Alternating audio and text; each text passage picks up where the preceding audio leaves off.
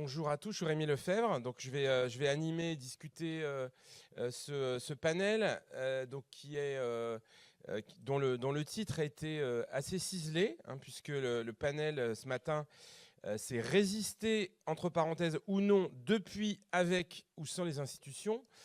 Voilà, donc chaque terme de cette présentation a été pesé au trébuchet. Et donc, effectivement, ça ouvre pas mal de perspectives différentes. Donc, on va s'intéresser dans cette session aux stratégies de résistance face à la dédémocratisation ou la déconsolidation. On va s'y intéresser à travers deux éclairages qui peuvent paraître assez éloignés l'un de l'autre, mais qui, à la lecture des papiers, ne m'est pas paru aussi éloigné. Donc une intervention qui va porter plutôt sur la question de la place des revendications environnementales dans les débats publics en France et au Québec. Et donc, c'est Pascale Dufour, qui est à ma gauche de l'Université de Montréal, qui va intervenir toute seule sur un papier qui a été écrit à deux avec Sophie Van Nest, donc qui porte sur les controverses environnementales que produisent les instances de participation publique au Québec et en France. Une lecture par le clivage écologisme et productivisme, pardon. Et on aura une autre lecture de cette question-là à travers donc l'intervention de Pablo Courroyer, Université de Lille, qui lui s'est intéressé à les manières dont les fonctionnaires résistent ou non face au recul des libertés, notamment des libertés associatives, et donc aux agents de l'État local face à la mainmise policière. Donc on va voir des stratégies donc de résistance, et puis finalement au fond aussi, juste pour dire un mot avant de leur donner la parole, aujourd'hui les dilemmes stratégiques que pose la transformation, la dédémocratisation des institutions. Hein, faut-il jouer dilemme assez classique des résistances politiques, faut-il jouer le jeu des institutions pour les subvertir, ou préférer l'extériorité aux institutions dont le jeu apparaît pipé, et préférer la protestation, et entre ces deux stratégies, existe-t-il d'autres voies intermédiaires, et comment au fond aussi cette question de la résistance se pose pour divers acteurs, à la fois les acteurs contestataires, mais aussi les acteurs des institutions qui eux-mêmes, n'étant pas forcément impliqués directement dans la contestation, peuvent être amenés en fait à se politiser à l'épreuve de ces changements. Voilà. Alors donc on a malheureusement une défection dans ce panel. Émilie Franquiel et Lee Gronkring ne vont pas participer à nos échanges. Du coup, on a un petit peu plus de temps à la fois pour la présentation et surtout pour les échanges. Je lancerai un peu la discussion après les présentations. Donc je ne sais pas qui commence. Bon, allez, on va prendre l'ordre du programme. Donc Pablo, je te donne une vingtaine de minutes pour présenter ton papier. Voilà. Merci. Bonjour à toutes et tous. Alors, je suis très heureux de pouvoir être là donc, pour vous présenter cette communication qui va consister à interroger la problématique du colloque, disons la question de la déconsolidation démocratique du point de vue du cas français, et à partir d'une enquête de terrain locale, en s'intéressant donc à la façon dont des agents de l'État local peuvent être en capacité ou non de faire face à un processus de renforcement de l'autorité, de la reconcentration du pouvoir d'État, disons. Pour vous exposer un peu la situation de base dont je suis parti, vous avez dans l'ancienne région du Limousin, mais on aurait pu prendre d'autres territoires. Hein. Donc on est sur les départements de Creuse et de Corrèze notamment. Vous avez plusieurs dizaines d'associations qui se sont vues refuser ou voire retirer des subventions publiques au motif par ailleurs non explicité, qu'elle serait trop militante ou trop critique à l'égard du pouvoir. Il se trouve que ces associations étaient donc jusque-là pour beaucoup subventionnées par les pouvoirs publics et relèvent de secteurs associatifs très variés. On a de la défense de l'environnement, la défense des droits des femmes, des médias associatifs, des associations d'éducation populaire, de création artistique, de démocratisation culturelle, etc. Ou de soutien aux personnes exilées. Et donc, qui dit secteur varié dit aussi service de l'État, financeurs variés. Je vais vous éviter la liste des acronymes, on pourrait y revenir au fur et à mesure. Mais en tout cas, ce que la situation factuelle, disons, nous montre, c'est que vous avez des préfectures qui vont demander aux fonctionnaires de ces différents services, déconcentrés de l'État de couper les vivres à ces associations. Donc ma question, c'est notamment de savoir, dans ces conditions-là, les capacités donc, de ces agents locaux, de ces agents de l'État local à résister à ces injonctions préfectorales dans le contexte donc d'une relative clôture du champ politique et administratif. Avec l'idée dont je m'inscris notamment dans la littérature sur l'activisme institutionnel, avec l'idée qu'on a beaucoup de travaux qui ont enquêté sur l'activisme institutionnel dans des conditions de relative libéralisation politique, comme la France des années 80 ou l'Amérique latine des années 2000. Et donc, dans ce cadre, dans mon cas présent, il s'agit plutôt de regarder ce qu'il reste, disons, des capacités d'activisme institutionnel dans le cadre d'une relative clôture du champ, comme je disais. Si on prend l'activisme institutionnel en gros comme le fait de porter, pour des agents publics, de porter ou de défendre des causes à l'intérieur, mais aussi éventuellement à l'encontre de leur propre administration, la question va être de savoir, va être de comprendre la nature de cet activisme, ses limites et ses effets sur les acteurs associatifs.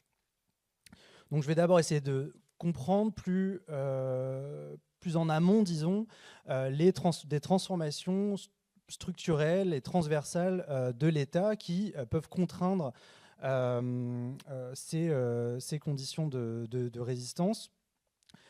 En sachant que pour ce faire, j'ai enquêté, donc, pour avoir cette vision, disons, transversale, j'ai enquêté avec une enquête qualitative au sein de 5 organismes et services déconcentrés de l'État différents, avec essentiellement des entretiens avec les fonctionnaires en question, mais aussi avec des acteurs associatifs ciblés par ces coupes de subventions et quelques élus locaux. Donc ensuite, j'irai plus précisément sur la nature de ces résistances. Alors, d'abord, vous avez donc, dans ces transformations de l'État, ce qu'il faut voir, c'est que depuis 20 ans environ, en France, on a une certaine reconcentration des pouvoirs préfectoraux, grâce notamment à des réformes successives de l'administration territoriale qui ont conduit à des fusions d'un certain nombre de services déconcentrés de l'État au sein de grandes directions qu'on appelle les directions départementales interministérielles. Donc, cette histoire commence, disons, au milieu des années 2000, où vous avez des hauts fonctionnaires issus du corps préfectoral, issus donc du ministère de l'Intérieur, qui vont parvenir à imposer aux autres ministères cette réforme de l'administration territoriale qui va donc consister dans ces fusions, avec l'idée qu'elle pourrait conduire à des économies budgétaires et à renforcer le pilotage de l'État par l'exécutif. Cette réforme, ces réformes successives, en réalité, par décret, elles vont conduire progressivement à l'extension des pouvoirs des préfets, et notamment des préfets de département, sur donc l'ensemble des services de l'État local. Alors, en quoi ces mutations, elles affectent ce qui nous occupe ici, c'est-à-dire le financement public de la vie associative? D'abord, elles affectent les modalités de recrutement des cadres dirigeants de ces directions, de ces DDI, les directions départementales interministérielles. dans la mesure où vous avez donc des cadres dirigeants qui vont être issus de certains services, par exemple l'inspection du travail, au sein donc de directions qui regroupent 3, 4, 5, 6 anciens services déconcentrés, jusque-là indépendants, et qui donc vont être amenés à diriger des services qui relèvent de domaines d'action publique extrêmement différents. Dans un des cas, par exemple, que j'ai étudié, la mise à l'abri des personnes vulnérables. Donc vous avez un agent de l'une de ces directions, c'est la direction de l'emploi, des solidarités et de la protection des populations, qui m'explique que, selon lui en tout cas, son segment d'action publique, la mise à l'abri des personnes vulnérables, serait complètement minoré, disons, par sa direction, et rendrait d'autant plus difficile sa capacité à défendre ses partenaires associatifs face à une direction qui ne saisit pas forcément les enjeux de son métier, tout simplement. Et pour le citer, alors c'est un des fonctionnaires les plus militants par ailleurs que j'ai interrogé, mais selon lui, ces cadres dirigeants sont même au garde à vous par rapport aux préfectures. Il est vrai que leur carrière et leur évolution, leurs primes notamment, dépendent des préfets et de plus en plus. Donc, autre transformation structurelle, c'est ce que un certain nombre d'auteurs en sciences sociales ont appelé la marchandisation publique du financement public des associations, qui consiste notamment donc, à la multiplication des appels à projets et qui va modifier la relation entre ces fonctionnaires et les acteurs associatifs, au sens où elle va augmenter la distance entre eux et conduire les agents publics à considérer les associations de plus en plus comme des opérateurs ou des prestataires de l'État.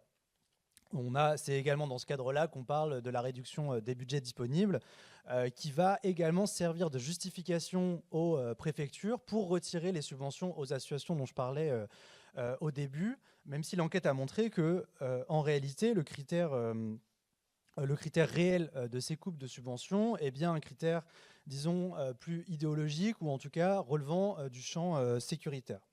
Donc j'en viens à ma troisième transformation de fond, dont l'une des étapes peut se déceler au moment de la loi dite séparatisme d'août 2021, qui va donner à l'administration les moyens de s'attaquer à toute association suspectée d'appartenir à cette catégorie de séparatisme, aussi appelée le bas du spectre terroriste, et qui va donc non seulement donner des moyens réglementaires avec des instruments comme le contrat d'engagement républicain, mais qui va aussi donner à un nouvel acteur toute légitimité, disons, pour intervenir dans le champ de la subvention publique, à savoir les services de renseignement territoriaux en partenariat avec les préfectures. Donc, pour revenir à mon cas du Limousin, vous avez donc ces services de renseignement territoriaux qui vont avoir une place de plus en plus prégnante et systématique pour contrôler la liste des associations qui réalisent des demandes de subventions, pour pouvoir et après exiger des fonctionnaires en charge de ces financements qu'ils les refusent, quel que soit l'avis favorable qu'aient donné les fonctionnaires préalablement. Donc évidemment, on a à ce moment-là ce qu'on peut dire, c'est que ces acteurs du champ sécuritaire, ils vont disputer aux fonctionnaires de l'État local le monopole, disons, de la décision en matière de financement public de la vie associative. Ce qui ne va pas sans créer un certain nombre de conflits, ce qu'on peut appeler avec Andrew Abbott des querelles de juridiction, qui sont donc des conflits de frontières bureaucratiques et professionnels, par lesquels les agents publics, donc de la culture, de l'éducation populaire, de la mise à l'abri des personnes vulnérables, de la défense des droits des femmes, comme je disais, donc de secteurs très variés, qui vont les conduire à essayer de réaffirmer leur autonomie professionnelle, leurs compétences techniques, leur expérience, ce qu'ils appellent leur expertise métier, face à ces acteurs du champ sécuritaire. Mais ce que j'ai vu et ce qu'ils m'ont dit en entretien, c'est que finalement, il y a malgré tout un certain respect de la division du travail au sein de l'État, et notamment du fait que donc, des acteurs sont spécialisés dans la défense de l'ordre public et d'une certaine manière sont donc légitimes à donner leur avis. Malgré tout, ce qu'on observe, c'est un certain conflit de loyauté au sein de ces fonctionnaires, puisque une grande partie de leur métier, de la justification de leur position dans l'institution, est liée au partenariat qu'ils construisent avec les associations pour mettre en œuvre l'action publique. Donc à ce moment-là, ces agents sont pris entre la légitimité, leur loyauté, disons, à l'égard de ces partenaires associatifs, la légitimité de leur fonction qui va être fondée, disons, sur la compétence, la qualification, qui va ici rentrer en contradiction avec une loyauté fondée sur la neutralité attendue du fonctionnaire et l'obéissance hiérarchique, en l'occurrence donc à l'autorité préfectorale et au cadre dirigeant dont je parlais, des directions départementales dont je parlais tout à l'heure. Donc, dans ces conditions, donc on a ces transformations, comme je disais, administratives, budgétaires, idéologiques, qui vont fortement contraindre les capacités de résistance des agents. Donc c'est l'objet de ma seconde partie.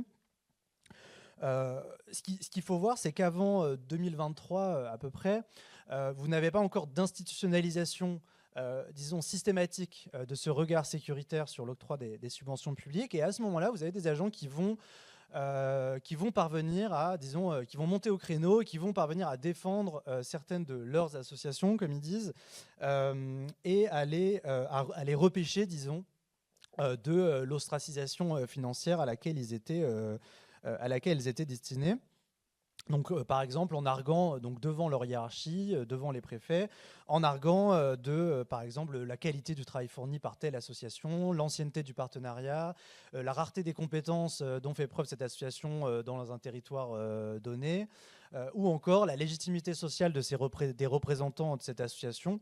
Par exemple, vous avez une conseillère DRAC qui refuse de suivre l'injonction, disons la recommandation préfectorale, de couper les vivres à une association d'éducation populaire au titre que la représentante légale de cette association est une ancienne élue de la ville et du département.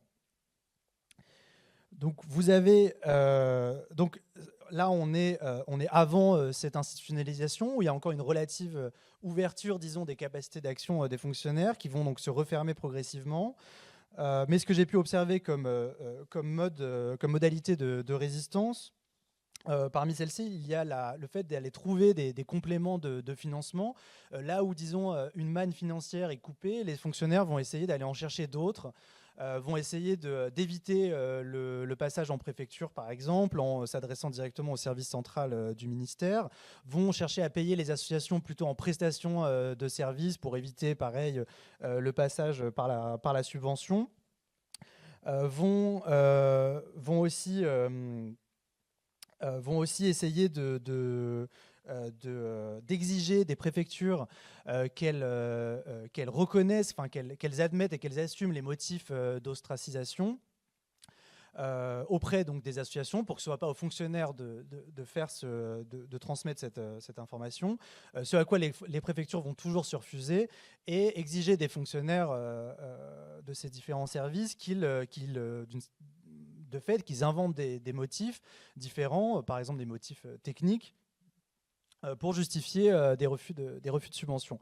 Ce qui va causer une certaine souffrance chez les agents avec de nouveau ce conflit de loyauté dont je vous parlais, avec l'impression de certaine manière de trahir la confiance d'acteurs associatifs avec lesquels ils peuvent avoir parfois des partenariats depuis 5 voire 10 ans et qui sont parfois fondamentaux pour la mise en œuvre de l'action publique. Par exemple, la déléguée aux droits des femmes, à l'échelle de la Corrèze, par exemple, c'est une personne, concrètement. Donc, en fait, elle a très peu de budget, très peu de moyens, et donc, en fait, les associations sont l'essentiel de sa politique publique. Parfois, le soutien des fonctionnaires aux associations peut avoir des répercussions assez ambivalentes. On a par exemple une fonctionnaire de la délégation régionale aux droits des femmes qui va à la fois informer l'association qu'elle est dans le viseur de la préfecture, ce qu'elle n'est pas censée faire, tout en lui suggérant, devant ce constat, disons, d'impuissance, tout en lui suggérant de ça c'était un planning familial, de s'auto-dissoudre pendant 1 an ou 2, le temps que de l'eau coule sous les ponts. Donc, ça j'ai dit, excusez-moi. Un autre cas de mobilisation, disons, des fonctionnaires un peu plus collective, je l'ai observé au sein de la DRAC, donc la Direction régionale aux affaires culturelles de Nouvelle-Aquitaine, qui se trouve n'a pas de subordination réglementaire, en tout cas en principe, avec vis-à-vis des préfectures de département, et donc ce qui peut expliquer en partie, sans doute, leur capacité plus importante de résistance. Ici, on va observer des fuites volontaires d'informations anonymes, toujours, de la part de ces fonctionnaires pour réaliser des communiqués de presse syndicaux, pour faire des fuites dans la presse, pour publiciser l'information. On a eu un certain nombre d'articles, Le Monde, Mediapart, Libération, etc. Ou pour aussi distiller des informations confidentielles aux associations pour les prévenir qu'elles sont dans le viseur de la préfecture, éventuellement demander une subvention en créant une autre association ou ce genre de choses. Ça va même jusqu'à une prise de parole collective de la quasi-totalité des conseillers DRAC de Nouvelle-Aquitaine lors d'un événement interne de la haute administration culturelle pour dénoncer donc, cette prise en main préfectorale des subventions culturelles. Sauf que cette mobilisation, cet élan collectif va être tué dans l'œuf par le fait que lors de ce même événement, les conseillers DRAC vont apprendre que les concours de recrutement de leur corps sont de moins en moins organisés et qu'il y a une menace réelle sur l'avenir de leur profession et de leur statut, ce qui va mettre, disons, la question des libertés associatives tout à fait au second plan. Donc, en conclusion, ce qu'on peut dire, c'est que les capacités donc de résistance bureaucratique, dans le contexte d'un renforcement de la hiérarchie et d'un renforcement de l'impératif sécuritaire, sont donc fortement dépendants de reconfiguration institutionnelle et des cadrages politiques. Donc, comme j'ai dit, des transformations du champ administratif, des transformations budgétaires et un recadrage idéologique de l'antiterrorisme qui va s'étendre dans la vie ordinaire des administrations publiques. Donc, tout bêtement, ce qu'on peut dire, c'est que moins vous avez d'autonomie professionnelle des agents, plus vous avez de renforcement de la hiérarchie, et moins ces agents ont de capacité à désobéir à leur hiérarchie, quand bien même ils partageraient la cause, d'une certaine manière, la cause des associations subventionnées, parce que ce qu'il faut voir, c'est que ce qui est intéressant de voir, c'est qu'on est dans ce qu'on peut appeler la main gauche de l'État, et donc dans des services de l'État, en réalité, qui sont le fruit d'institutionnalisation d'anciennes causes militantes, par exemple l'éducation populaire ou les droits des femmes dans les années 80. Et malgré tout, malgré ce partage, disons, d'affinité de cause, les résistances bureaucratiques restent très limitées aux effets provisoires et ambivalents. Je vous remercie. Merci beaucoup pour cette communication hyper intéressante. On y reviendra tout à l'heure. Pascal, je te passe la parole. On va enchaîner. Tu peux...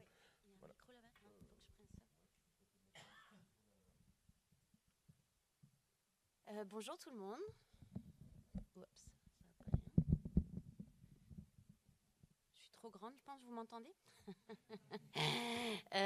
Donc bonjour tout le monde, ça fait vraiment plaisir d'être ici. J'ai une pensée pour Sophie qui devait être parmi nous aujourd'hui, et en fait à ma place, parce que c'est vraiment son sujet d'expertise, on va dire. Moi je travaille davantage sur les mouvements sociaux et l'action collective. Néanmoins, évidemment, on a écrit le papier ensemble.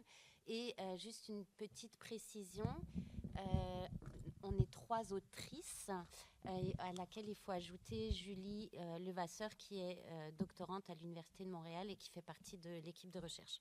Donc ce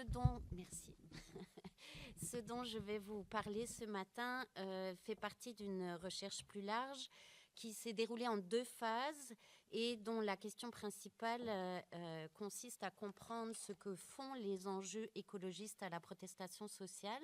Dans la première phase, dont fait partie la présentation de ce matin, nous avons regardé les discours dans les instances de participation et la sphère partisane au moment des élections.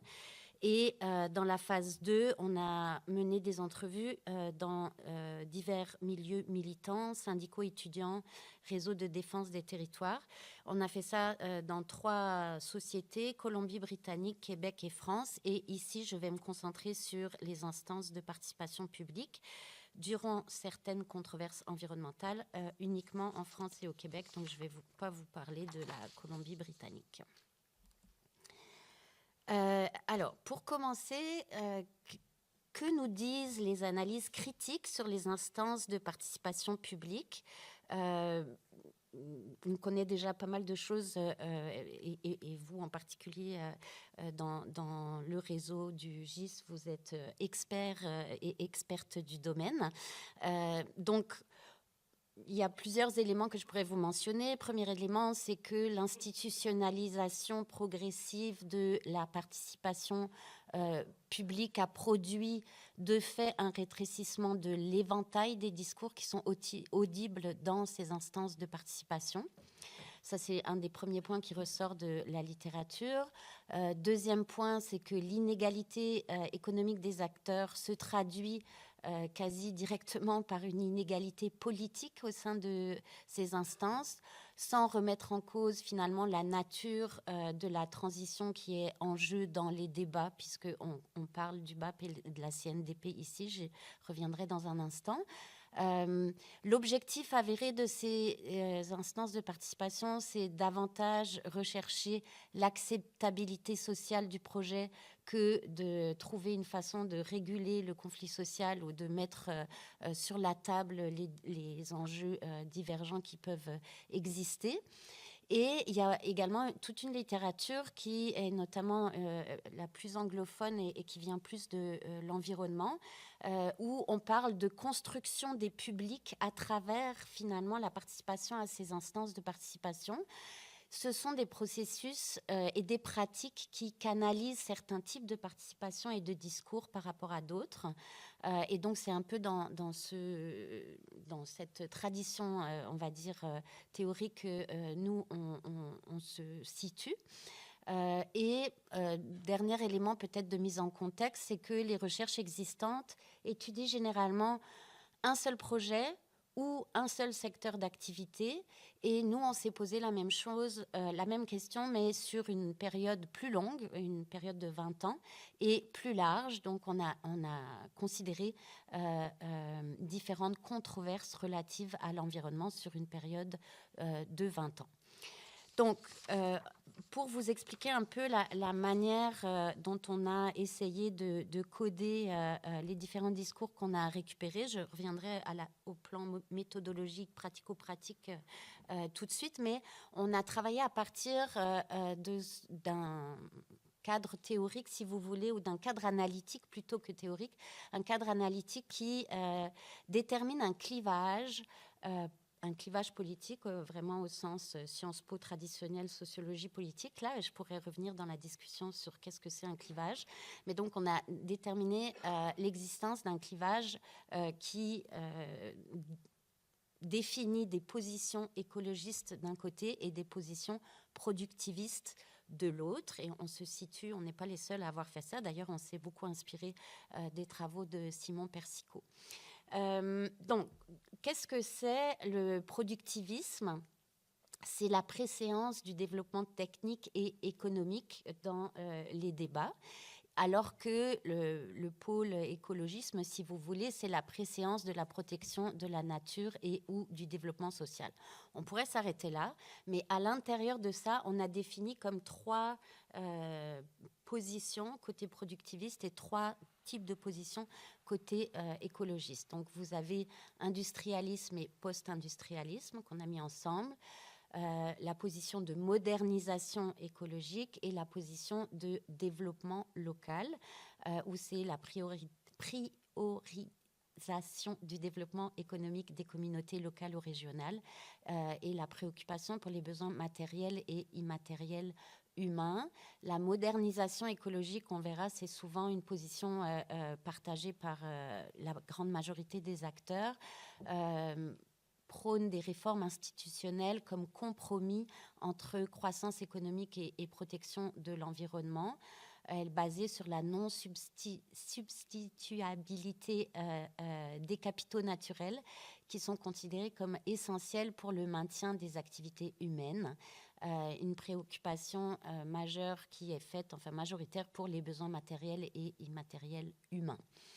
La position d'industrialisme et de post-industrialisme ne prévoit aucune régulation de la part de l'État ou seulement des réformes économiques mineures. C'est une position qui préconise une substituabilité forte entre capitaux naturels et non naturels, et on la définit aussi par une préoccupation pour les besoins matériels humains.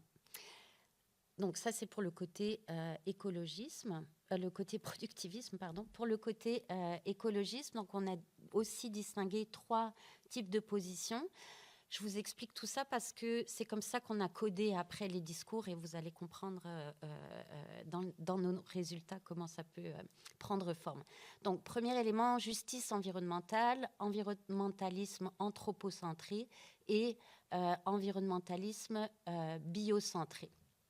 Alors, je commence par le bas. Environnementalisme biocentré se caractérise par une position de protection de la nature avec une substituabilité très faible entre capitaux naturels et non naturels, et une préoccupation première pour les besoins matériels non humains. Environnementalisme anthropocentré, c'est l'intervention pour protéger la jouissance humaine de la nature, avec une substituabilité très faible entre capitaux naturels et non naturels, et une préoccupation pour les besoins matériels et immatériels humains. Et puis la position de justice environnementale, qu'on verra particulièrement rare dans les instances de participation publique, préconise l'autonomie communautaire face à l'État et au marché capitaliste, la non-substituabilité entre capitaux naturels et non naturels, et considère une interconnexion des besoins matériels humains et non humains, l'équité, la transformation et prône la transformation du système pour arriver à ces valeurs. Alors, on a regardé 2 dispositifs de participation publique institutionnalisés avec un tiers neutre. C'est le BAP, le Bureau d'audience publique pour l'environnement au Québec, et la CNDP. Si vous étiez là hier soir, vous savez de quoi je parle. En très bref, comme vous pouvez le voir, les éléments qui distinguent le plus ces 2 institutions, elles ont beaucoup de points communs, mais il y a un élément qui les distingue quand même, c'est que le BAP a un pouvoir d'enquête, ce que n'a pas la CNDP. Quand le BAP fait des audiences, il y a obligation pour le gouvernement de répondre par un avis dans les 60 jours au rapport du BAP, alors que dans le cas de la CNDP, il y a obligation pour les maîtres d'ouvrage de présenter un compte-rendu pour le public en précisant les recommandations auxquelles ils donnent suite, mais ils peuvent ne donner suite à aucune des recommandations sans qu'il y ait d'effets particuliers. On a choisi ces 2 dispositifs d'organismes publics autonomes institutionnalisés où un tiers neutre résume les propos amenés parce qu'ils étaient tout à fait, d'ailleurs on n'est pas les premières à les comparer, mais parce qu'ils sont très comparables. L'incidence des dispositifs se fait à la fois sur la décision et sur les conflits. Dans les 2 cas étudiés, le lien avec la décision est néanmoins assez ténu, mais on a noté des impacts du BAP sur les décisions de refus des projets qui sont recensés. Un refus du BAP augmente, et là il y a une faute, c'est 31% et pas 310%. Un refus du BAP augmente les chances d'un refus par le gouvernement de 31%. On n'a pas trouvé l'équivalent pour la CNDP, même si les rapports de la CNDP peuvent avoir un mini-impact sur la décision, mais ça reste un mini-impact. Le BAP est conçu comme un espace antagoniste de mise en visibilité d'intérêts divergents pour mieux comprendre et résoudre les conflits, alors que la CNDP est plutôt analysée comme un outil managérial d'aide à la décision. Et donc ça, c'est ce qu'on a trouvé dans les études qui ont été faites sur ces deux institutions de participation. Et on s'est posé la question, mais quels sont les impacts sur les discours qui sont filtrés par ces dispositifs? Donc, est-ce que ça a un impact sur la manière dont on va parler des enjeux environnementaux? On a fait une analyse de contenu. Je ne vais pas vous mentionner les rapports, vous les avez à l'écran, mais donc c'est un codage des rapports qui a été fait dans un logiciel libre qui s'appelle le logiciel libre QDR à partir du clivage que je vous ai présenté. Le contenu, enfin le format des rapports vient avec une limite, c'est qu'il ne nous permet pas toujours de cerner avec précision les acteurs qui défendent une position particulière. Par exemple, les rapports vont mentionner parfois les opposants sans indiquer les groupes qui sont exactement concernés, ou inversement, il ne nous permet pas toujours d'établir la position défendue par des acteurs particuliers. Par exemple, les rapports citent certains arguments de groupe sans mentionner leur opinion globale sur le projet examiné. Donc, il y a des limites au format des 10 rapports. Il s'agit évidemment de propos rapportés, ce ne sont pas les propos exacts qui ont été tenus au moment des audiences, mais justement, c'est ce qu'on voulait voir en passant par ce filtre-là. Qu'est-ce que finalement les commissaires ou les présidents allaient filtrer comme argument? Alors, pour le Québec, donc c'est sur 20 ans, n'oubliez pas, puis vous avez vu, il y a différents rapports donc dans différents secteurs qui ont été considérés. Pour le Québec, on n'a pas trouvé de grandes variations entre le début et la fin de la période sur le clivage. Donc le clivage se déploie de manière relativement stable dans le temps. Et c'est surtout le type d'argument qui change. Par exemple, dans le cas de l'écologisme, on a une diminution des revendications qui sont associées à un mode de vie alternatif et on a une augmentation des arguments liés à l'équité intra- et intergénérationnelle. Dans la position productiviste, on a codé 737 segments et dans la position écologiste, qui est majoritaire, on a codé 657 segments. Ce qu'il faut retenir, c'est que dans le côté productiviste, la majorité des positions exprimées et rapportées sont des positions de modernisation écologiste. Et c'est surtout le secteur commercial ou industriel, les institutions d'enseignement, les gouvernements supralocaux et les syndicats qui s'expriment de ce côté-là. Du côté écologiste, il y a très peu de justice environnementale. Il y en a quand même, mais il y en a peu. Et ce sont essentiellement les associations citoyennes, communautaires et environnementales, les conseils de bandes autochtones, les entreprises récréo-touristiques, les institutions environnementales qui se sont exprimées. Donc, évidemment, c'est les résultats rapportés par les commissaires dans les rapports. Les associations agricoles, les associations étudiantes, les entreprises agricoles ou environnementales, les fournisseurs d'expertise juridique, les gouvernements locaux se positionnent presque aussi souvent d'un côté que de l'autre, en alternance au fil des rapports. Et le seul basculement durable d'un versant du clivage à l'autre que nous avons observé dans les rapports du BAP concerne les fournisseurs d'expertise professionnelle et scientifique qui passent du côté productiviste au côté écologiste. C'est quand même intéressant à noter et vraiment il y a une stabilité dans ce basculement. C'est un vrai basculement. Pour la France, on a noté une variation importante selon le débat considéré. Donc, les positions exprimées sont pas stables, contrairement au Québec. Et le discours écologiste est particulièrement minoritaire au début de la période. Puis la question du modèle de développement à privilégier, la question de la sobriété notamment, apparaît progressivement comme centrale à partir de 2015. Mais avant 2015, il y a beaucoup de controverses où les positions écologistes sont absolument pas présentes ou très très peu présentes. Et vous voyez ici les résultats, 411 segments qui ont été codés côté productiviste, 242 segments côté écologiste. Donc là, on voit bien qu'il y a une différence quand même dans la manière dont se déploie le clivage dans les discours rapportés.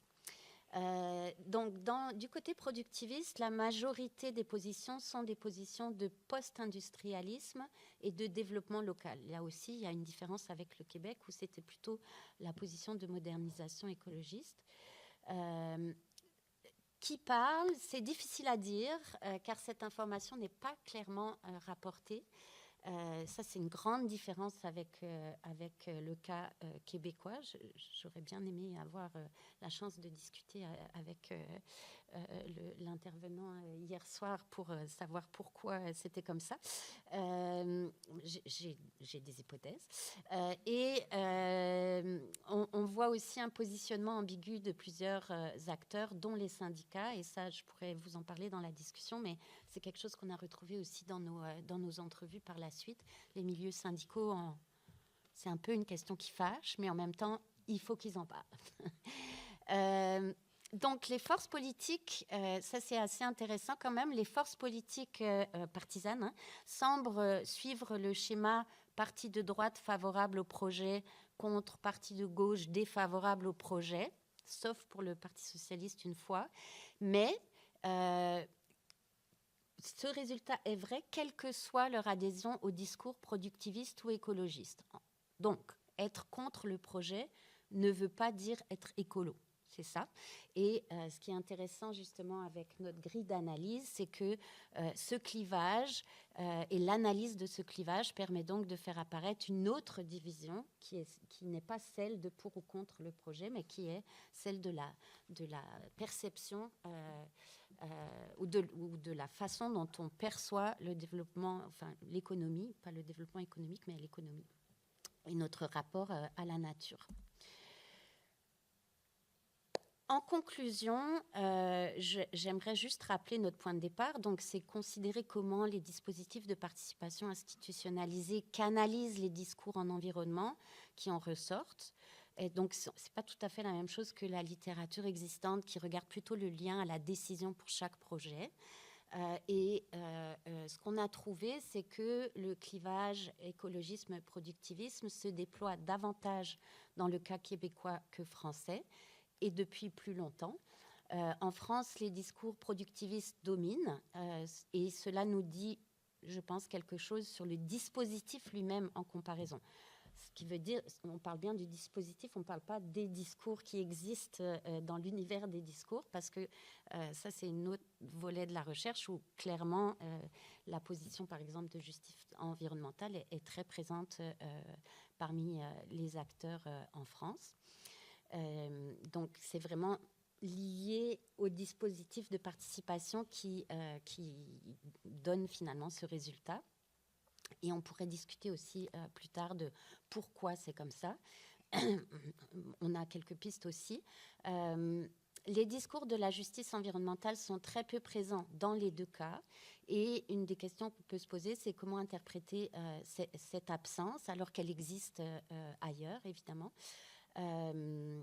Et toutes les positions écologistes ne sont pas systématiquement de gauche. Et ça, je pense, c'est vraiment important à retenir pour la suite. Bon, d'où l'intérêt aussi de considérer ce clivage, parce qu'il ne se superpose pas au clivage droite-gauche. On a confirmation de ce que dit la littérature. Les processus consultatifs ne permettent pas de refonder la démocratie. On s'en doutait, et le système économique, contrairement à la sphère des mouvements sociaux, qui joue son rôle de refondation démocratique justement en faisant des propositions.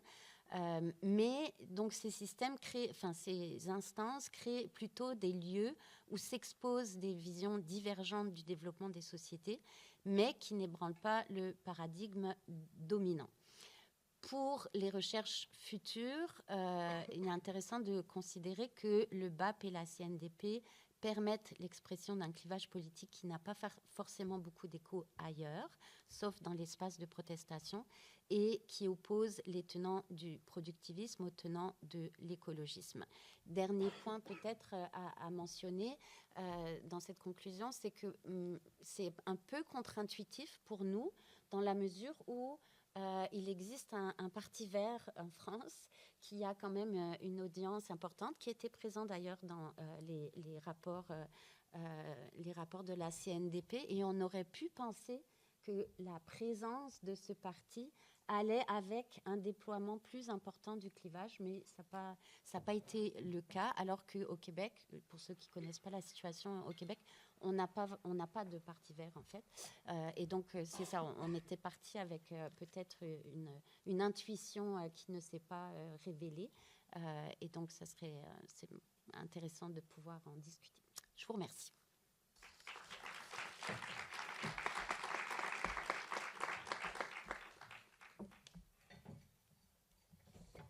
Est-ce que ça marche? Oui.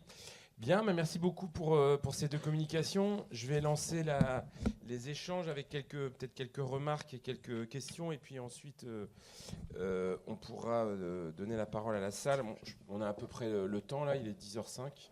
Donc, c'est assez... Voilà, on a un peu de temps devant nous. Alors, merci beaucoup pour ces deux papiers qui donnent beaucoup à penser, même si voilà, vous avez compris qu'ils étaient... Ils adoptaient des terrains, des méthodes, des approches très très différentes. Je vais essayer de relier d'abord un petit peu au thème général de cette matinée. Donc en gros la question de la résistance et du rapport aux institutions. Donc on a dans le premier cas la question de comment aujourd'hui les institutions matent ou domestiquent ou répriment des formes de contestation associative. Et puis, même si ce n'est pas directement la question, dans le deuxième cas, comment est-ce que des acteurs qui contestent des modèles de développement ont intérêt finalement à jouer le jeu de la participation Donc on a dans les deux cas des formes de résistance, mais pas du tout analysées de la même manière. Alors sur la communication de Pablo, qui est tout à fait intéressante, et qui pose plein de questions. Hier, on a beaucoup qui pose la question, en fait, aujourd'hui, de la place des agents de l'État, des fonctionnaires, et notamment de la main gauche de l'État par rapport à ces dynamiques de dédémocratisation, d'autoritarisation, etc. Ça m'a fait penser, ton texte, aux travaux de Marc-Olivier Baruch, l'historien qui avait travaillé, je ne sais pas si tu connais ses travaux, sur les fonctionnaires sous Vichy, et donc la question finalement, hein, tu as évoqué les conflits de loyauté, les querelles de juridiction, et puis évidemment cette question-là, elle se pose. Il y a un parallèle peut-être à faire, et hier on a beaucoup parlé de la montée de l'extrême droite. J'ai pas pu m'empêcher de penser en lisant ton papier à comment les fonctionnaires réagiraient si dans quelques mois ou quelques années l'extrême droite arrivait au pouvoir, et donc si les injonctions préfectorales dont tu parles prenaient une forme, se radicaliser. Hein, donc évidemment là, la question de la place des fonctionnaires, et donc des fonctionnaires d'exécution, des street level bureaucrates, enfin des fonctionnaires de direction, comment cette question se poserait. Donc toi tu la poses évidemment à une autre échelle, et donc tu interroges, ton point de vue, hein, c'est de t'intéresser aux fonctionnaires, hein, et aux capacités de résistance bureaucratique. Alors, c'est très intéressant. J'ai quelques questions et quelques remarques aussi sur peut-être des biais de méthode. tu poses très bien le cadre, hein, c'est-à-dire que finalement aujourd'hui, ce qui est très compliqué, c'est que cette reprise en main du monde associatif, hein, qu'a bien analysé Julien Talpin et Antonio Delfini dans leur dernier ouvrage, s'inscrit dans un contexte par ailleurs où les associations sont de plus en plus des prestataires de politiques publiques, se sont professionnalisées et au fond, les fonctionnaires, l'État a besoin de ces associations qu'il réprime par ailleurs. Et ces contradictions, elles se mesurent particulièrement à l'échelle des fonctionnaires, puisque pour les fonctionnaires, indépendamment même du rejet politique qu'ils peuvent avoir par rapport à ces nouvelles injonctions sécuritaires, c'est la possibilité de perdre des partenaires de l'action publique pour eux qui est posée. Hein. Donc dans leur résistance, il faut faire la part entre, je dirais, l'aspect pragmatique de leur résistance, c'est-à-dire ils perdent des leviers d'action pour eux, et puis ce qui relèverait plus d'une contestation normative ou axiologique, c'est-à-dire en quoi ces nouvelles injonctions ils résistent. Alors la difficulté, je trouve un peu dans ton papier, c'est que tu précises bien au départ que les contraintes d'anonymisation sont très très fortes, hein, puisque j'imagine que ces fonctionnaires ont été, ça n'a pas dû être facile de les faire parler, hein, compte tenu de leur position et des risques auxquels ils s'exposent. Et du coup, évidemment, mais tu en parles au début de ton papier, le problème c'est que du coup c'est très très flou sur qui sont ces fonctionnaires. Alors évidemment, mais sur leur trajectoire, sur leur socialisation, sur leur disposition. Et donc du coup, on ne sait pas grand-chose en fait sur comment ces variations dans la contestation, qui restent quand même assez faibles, hein, comme tu le montres, dépendent en fait de leur parcours, de leurs ressources, de leur disposition. Hein, tu dis la main gauche de l'État, mais est-ce qu'elle est vraiment aussi à gauche que ça? Du coup, on aimerait en savoir un peu plus en fait sur au fond, est-ce qu'il y a des variations dans la manière dont ils endossent leur rôle en fonction de leur politisation, de leur parcours, etc. Ça tu t'en parles très très peu dans le papier. Bon, après, j'avais aussi une question sur... il y a quand même un effet. Est-ce qu'il n'y a pas un effet... tu parles très peu finalement de ton terrain. Tu travailles sur le Limousin, 2 départements ruraux. Est-ce que tu penses que ça a un effet... Enfin, est-ce qu'il y a un effet des terrains? Est-ce que tu as travaillé sur d'autres terrains? Est-ce que tu observes les mêmes choses?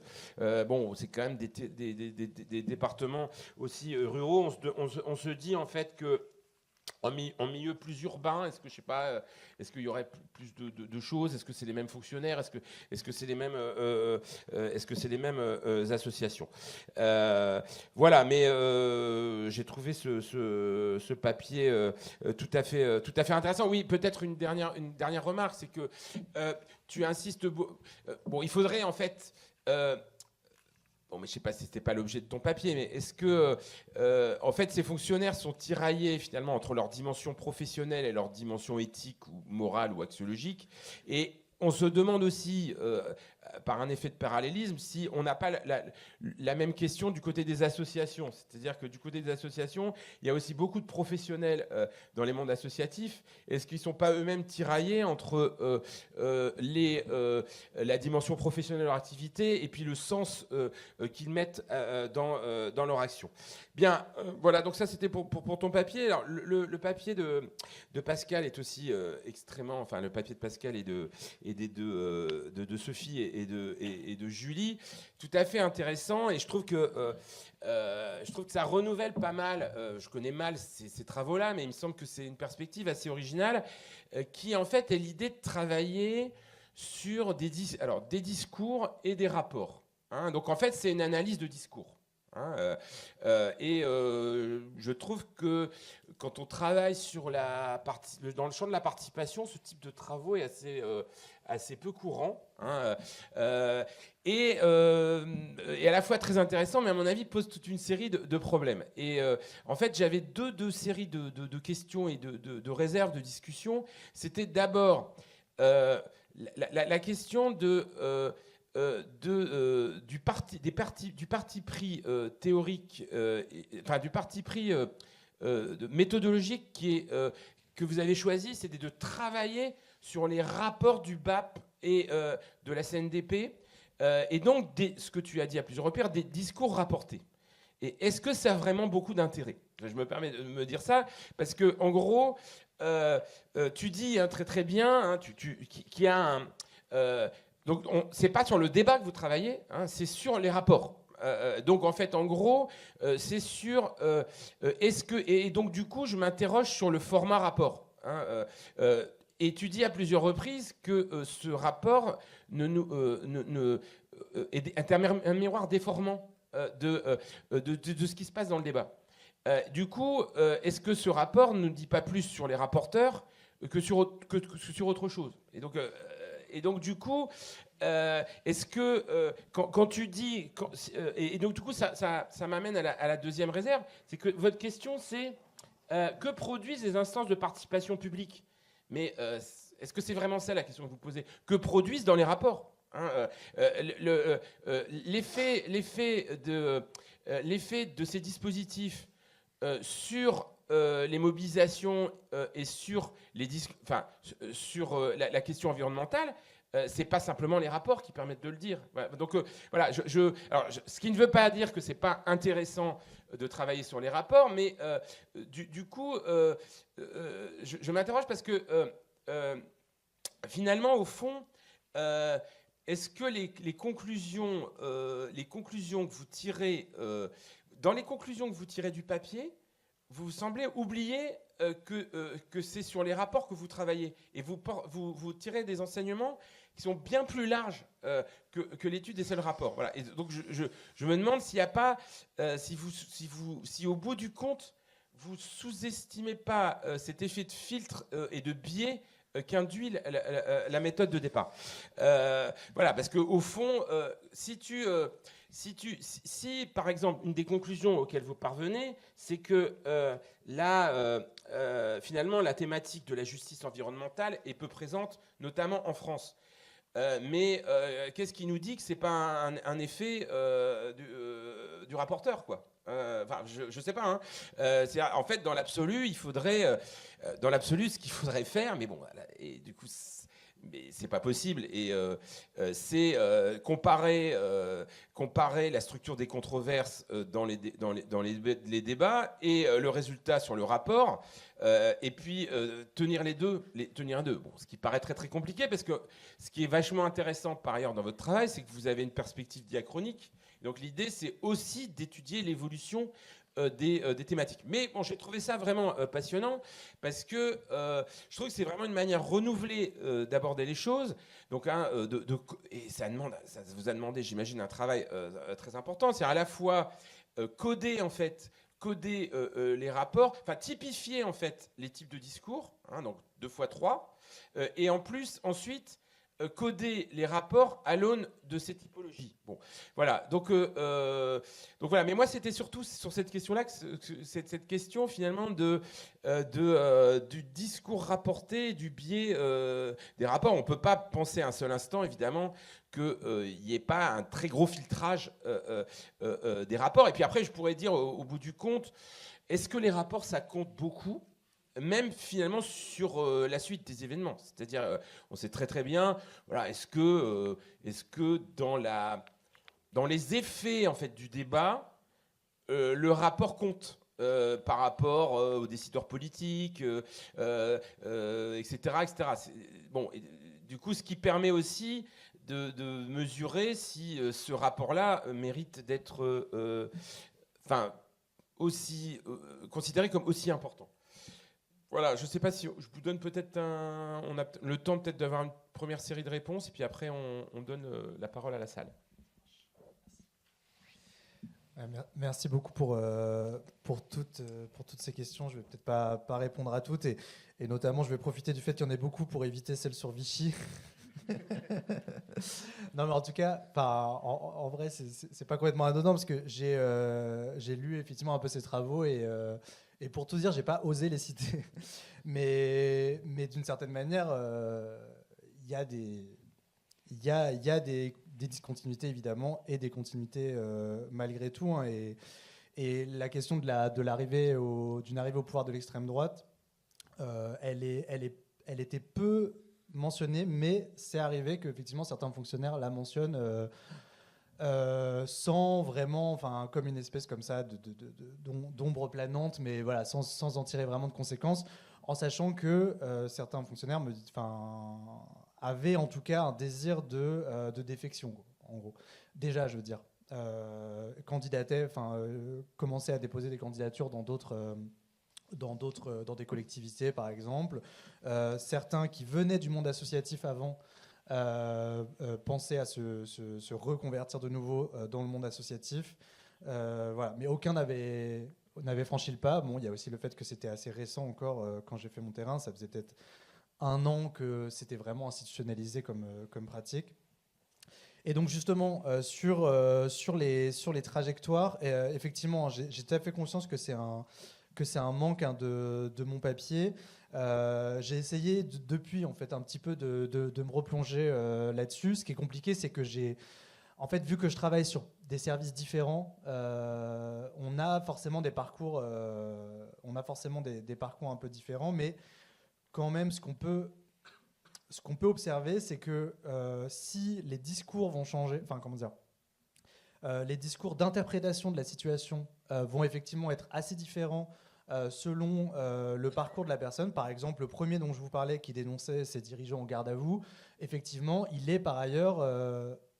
on est en visio. Il est par ailleurs il milite dans un parti de gauche. Une autre fonctionnaire, alors dans un autre terrain, je vais y revenir avant, que j'ai fait ensuite dans d'autres territoires, et dans un syndicat très clairement marqué à gauche aussi. Et donc chez ces personnes-là, on va avoir un discours d'interprétation beaucoup plus forcément marqué, avec des cadrages sur, je sais pas, les dérives néolibérales, etc., etc., ou la perspective autoritaire ou sécuritaire. Donc ça, oui, mais par contre, en termes de pratique, disons, de résistance, si on peut le dire comme ça, de défense des associations, là, en fait, j'ai pas observé de différence. C'est-à-dire que, par exemple, j'ai une fonctionnaire, elle est carrément, alors elle est dans la main gauche de l'État, mais en termes de carrière, elle n'a aucune trajectoire militante de rien, ni même dans son métier. Elle est passée par le ministère de l'Intérieur, elle est passée par je ne sais plus quel service de fonction publique internationale, à l'étranger. Donc, elle n'a pas du tout ce parcours-là, et pourtant c'est l'une de celles qui, en tout cas dans ses propos, hein, parce que là on est sur de l'entretien, j'ai pas pu observer d'interaction entre elle et ses supérieurs, elle me dit qu'elle est montée au créneau, qu'elle s'est énervée, qu'elle a essayé de défendre ses associations, etc. Et donc on en vient à ton autre question sur est-ce que finalement on est dans de la résistance bureaucratique au sens pur, disons, ou est-ce qu'on est dans des questions de justification de sa place, de son métier, de la possibilité même de mettre en œuvre son action publique. Et ça, c'est des débats qui nous ont beaucoup agités à Avignon sur le colloque Repenser les militantismes institutionnels, où en fait on se demandait, mais est-ce que finalement c'est pas... il ne faudrait pas plutôt parler d'idéalisme professionnel, d'agents qui sont, disons, particulièrement impliqués dans leur métier et dans ce que leur métier est censé mettre en œuvre et censé défendre, plus que dans le fait de défendre une cause qui serait, disons, supérieure et qui leur permettrait une rébellion, disons, plus active et plus immédiate contre la hiérarchie. Et j'avoue que je n'ai pas encore tranché cette question, parce qu'en fait, je pense qu'elle n'est pas tranchable, si j'ose dire, au sens où leur métier est, par définition, à cette place-là. Ils exercent des segments d'action publique qui sont des causes institutionnalisées, donc ils ont nécessairement le sentiment de défendre l'éducation populaire, de défendre la démocratisation culturelle, etc. etc. Mais par définition, en faisant ça, ils défendent leur place, quoi. Donc, bon, voilà. Donc, je ne trancherai pas. Et puis, est-ce que je finis ? Oui, ici, quand même, sur la question des terrains, est-ce que j'ai observé ça ailleurs ? Question très importante qui m'a été posée la première fois que j'ai présenté ces résultats. Et ce qui m'a notamment motivé à aller faire des terrains ailleurs. Et donc, ce que j'ai fait ensuite, c'est que j'ai pris un secteur particulier, les services jeunesse et sport, mais dans d'autres territoires. Donc là, je suis allé voir en Bretagne, dans des départements en Bretagne, en Auvergne-Rhône-Alpes et dans la région centre. Et en fait, j'ai observé les mêmes pratiques institutionnelles depuis, qui se sont institutionnalisées au fur et à mesure entre 2022 et 2024, et des réactions relativement similaires des agents, même si effectivement, ce qui est particulier à mon cas de Creuse et Corrèze, c'est qu'on a un tissu associatif qui est à la fois particulièrement, une partie de ce tissu-là, qui est particulièrement bon, disons, pour aller chercher de la subvention, et qui en même temps est particulièrement contestataire. Participe par ailleurs à des mouvements contestataires, d'écologie radicale, etc. C'est pour ça d'ailleurs qu'ils se font censurer notamment. Donc c'est là qu'il y a une configuration particulière, au sens où ils vont pousser davantage peut-être les fonctionnaires à réagir. Mais voilà, ça s'observe aussi dans d'autres départements. On a des fonctionnaires qui vont essayer, dans une certaine mesure, de défendre les associations censurées. Voilà, merci. Merci beaucoup pour les questions.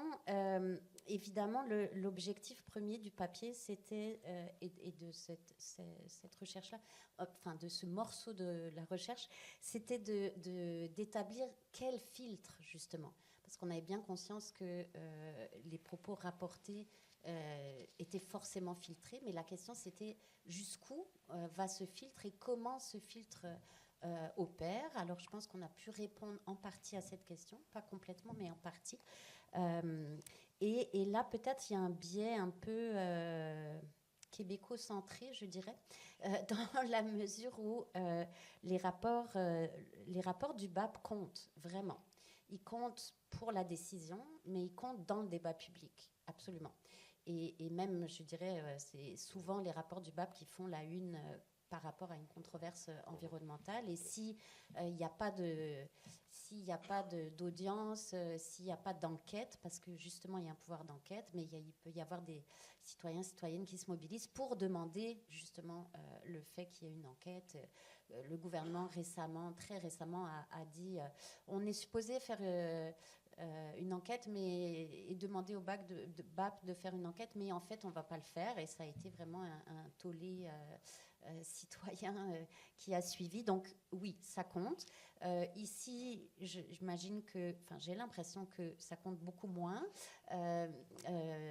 C'est évident, et je l'ai vu aussi, on l'a vu dans le codage lui-même, hein, parce que dans les rapports, à certains moments, le rapporteur nous dit qu'il a écarté des propos délibérément. Donc il a considéré que c'était pas pertinent. Ça ne concernait pas justement l'acceptabilité sociale, et donc ce n'était pas pertinent. Il a juste pas rapporté les discours. Donc ça, c'est une chose. Et puis aussi, ce qui est écrit à plusieurs reprises, c'est que des groupes des représentants des groupes des porte-paroles de la société civile se présentent.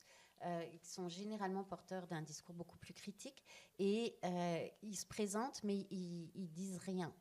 Donc, ils décident de ne pas participer activement au sein des institutions, mais ils sont là, ils font acte de présence, ils se sont inscrits, mais en fait, ils dénoncent le processus de délibération et de participation plutôt que de dévoiler leur discours. Donc, effectivement, le filtre a l'air plus important au sein de la CNDP, et je pense que les travaux qui ont été faits en France, qui montrent que c'est vraiment une façon de gérer l'acceptabilité sociale plutôt que de rapporter des discours et de faire vivre un conflit dans l'espace public, se confirme absolument sur les 20 ans, et ça n'a pas l'air de changer beaucoup.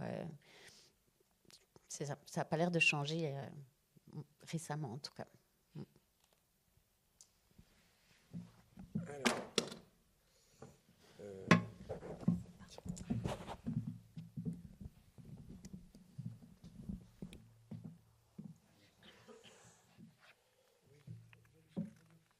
on t'entend pas, il faut que tu appuies sur le bouton. Oui, ça marche. Oui. Ouais. Jean-Michel Fourniot. Pour prolonger la discussion sur l'intervention de Pascal, plutôt un témoignage par rapport à la CNDP, au BAP. Moi, il me semble que dans la suite de ce qu'a dit Rémi sur le fait que c'est un discours rapporté, il me semble qu'il faut tenir compte plusieurs choses. La première chose, je pense que c'est que ce qui est rapporté n'est pas du tout du même ordre, parce que les audiences du BAP et les réunions du débat public, c'est pas du tout la même chose. Et donc, il y a une formalisation qui permet, par exemple, au BAP, comme dans les audiences viennent les gens qui ont déposé des mémoires, on peut les citer. Dans le débat public, c'est un débat public ouvert, et la règle qu'elle s'est fixée la CNDP depuis le départ, c'est justement d'anonymiser d'une certaine manière, même si ce n'est pas tout à fait complètement le cas, mais enfin, il n'y a pas la même manière de rapporter, parce que ce qui est rapporté n'est pas du même ordre tout à fait. Donc ça, c'est une première chose.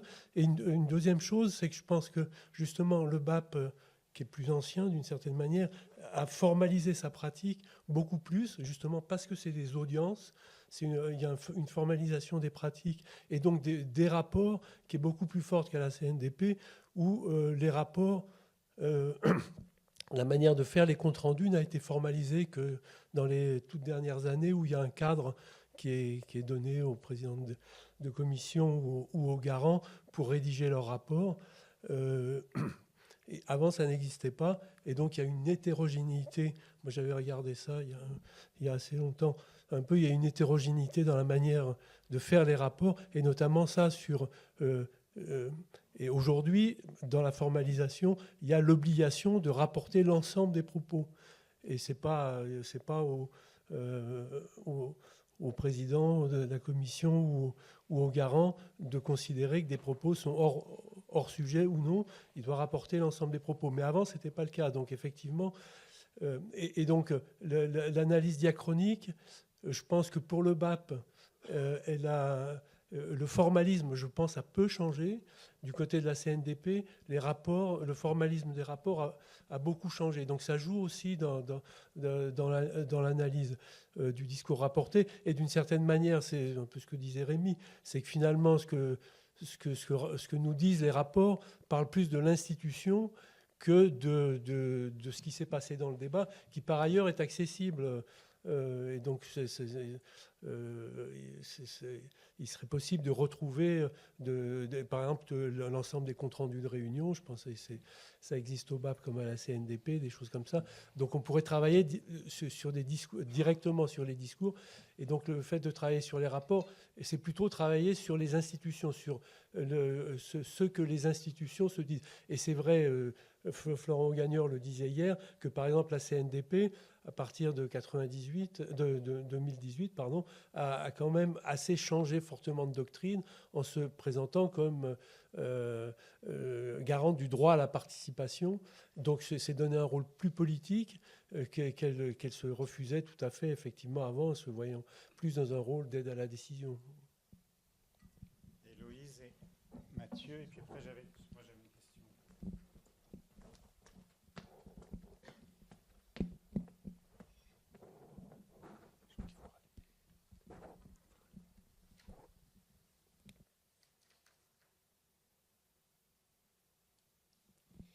J'avais une question pour Pablo. Je me demandais s'il y avait des rappels à l'ordre des fonctionnaires qui résistent à ces injonctions préfectorales et comment elles s'expriment. Et ensuite, j'avais une question pour les deux. En fait, dans les deux cas, vous avez mentionné la question des syndicats centraux à développer. Je me suis demandé quel était le rôle des syndicats. Pablo, tu parlais des communiqués syndicaux. Et puis, Pascal, tu as fait une petite allusion au fait qu'il y avait des positions ambivalentes. Donc, si vous pouvez revenir sur la place des syndicats dans ces formes de résistance.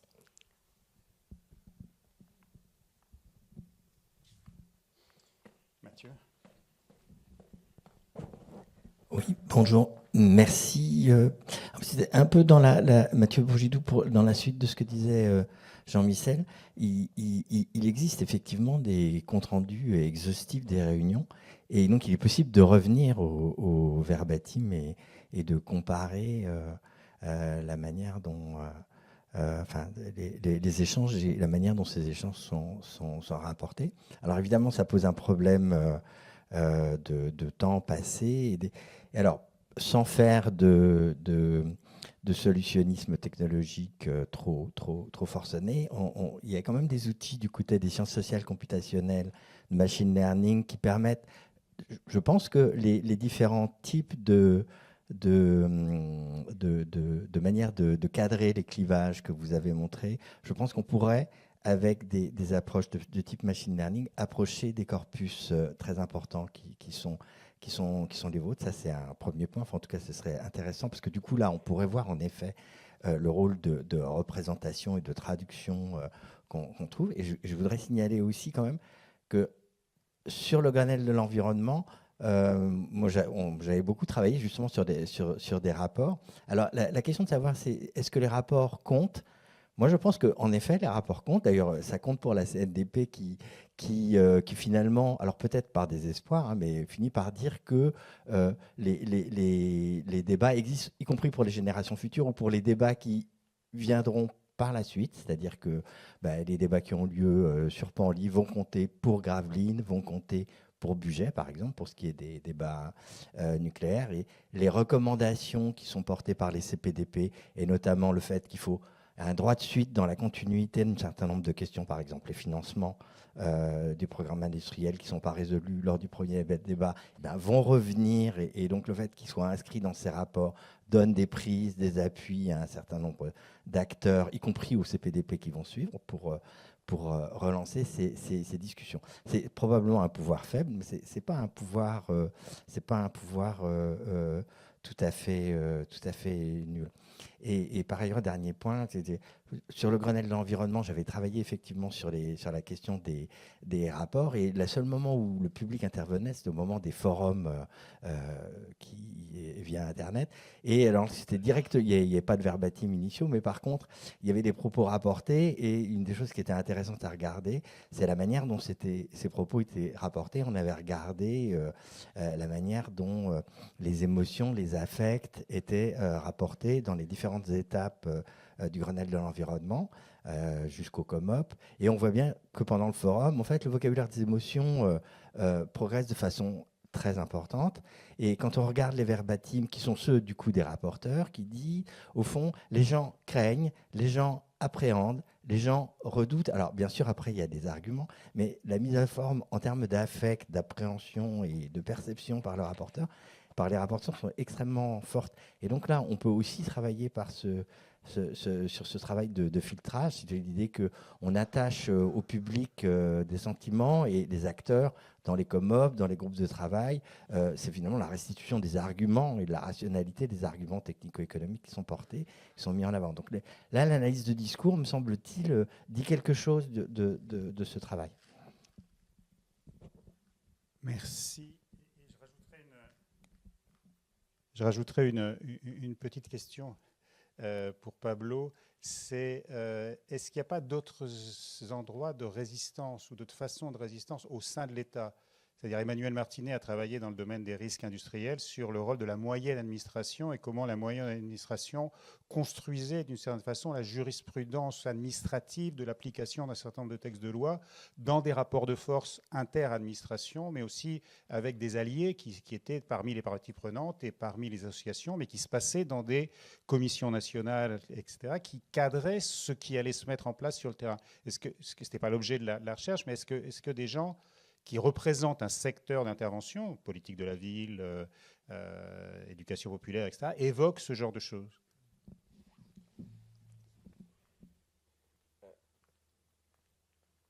Moi, j'avais juste, puis après, on va donner la parole.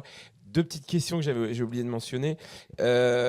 Pour Pablo, en fait, effectivement, j'ai oublié de dire ça tout à l'heure, ça m'a beaucoup frappé, le fait que la résistance vienne quand même plus de la DRAC, c'est-à-dire du coup non seulement la main gauche de l'État, mais la main gauche culturelle de l'État. Est-ce que ça, c'est pas une variable aussi vachement importante, me semble-t-il, de termes de socialisation des fonctionnaires, de culture et aussi de culture professionnelle peut-être. Et puis Pascal, du coup, moi j'aurais aimé en savoir plus quand tu dis que tous les positions écologistes ne sont pas de gauche. Qu'est-ce qui t'autorise à le dire et est-ce que tu pourrais en dire un peu plus? Et juste peut-être une petite remarque quand tu t'étonnes que le parti vert soit pas plus présent, mais Tu dis, voilà, en France, il y a un parti vert, il n'y en a pas au Québec. Il est très, très faible, le parti vert en France. Hein. C'est-à-dire que globalement, je ne suis pas du tout convaincu. Je sais pas, j'ai pas fait énormément. J'ai observé des débats publics. Mais est-ce que les militants écolos sont très présents dans ces arènes-là ? En France, je n'ai pas vraiment des militants écolos, mais pas forcément militants partisans. Voilà. Donc, je ne suis pas sûr que ça soit une vraie énigme au sens où la capacité de déploiement des militants écologistes en France dans ces arènes ne me paraît pas forcément très, très importante. Voilà, donc Pablo, tu commences pour les réponses. Tu as eu plein de questions. Donc, on a 20 minutes pour terminer la session. Merci. Tu as dit qu'on allait jusqu'à 11h. Ah d'accord, ok. Ah, on a 5 minutes là pour finir, donc j'ai 2 minutes. Ok. Bon, moi je vais en prendre 2 peut-être. Très rapide, factuel, ça rappelle à l'ordre, oui, tout à fait. Il y a eu des convocations, des blâmes, et notamment à chaque fois après des articles de presse. Un fonctionnaire, je crois que j'en parle dans le papier, justement, un conseiller DRAC me disait l'article du Monde, ça a été pris comme un casus belli par l'administration, et presque apparemment ce qui tendait la direction, c'était à chaque fois quand il y avait de la publicisation dans la presse, et donc avec effectivement des convocations, et notamment une personne qui me disait être pas mis au placard, mais en tout cas très vite taxé de favoritisme. Donc c'est là où c'est intéressant, c'est que et là, il y a les travaux d'Acoca, notamment sur les fonctionnaires des services aux étrangers, où on voit qu'il y a une transformation de qu'est-ce qui est légitime que la proximité en fait avec des acteurs associatifs presque peut nous faire aller vers une forme d'illégitimité ou de déloyauté, donc de fait, vis-à-vis de l'État. Et donc, syndicat, à ma connaissance, il n'y a pas eu en fait d'action collective syndicale dans ce cadre. Enfin, il y a eu des communiqués de presse, ce qui reste de l'action collective, mais en tout cas, je crois pas qu'il y ait eu de tentative de pression, de rapport de force avec les hiérarchies.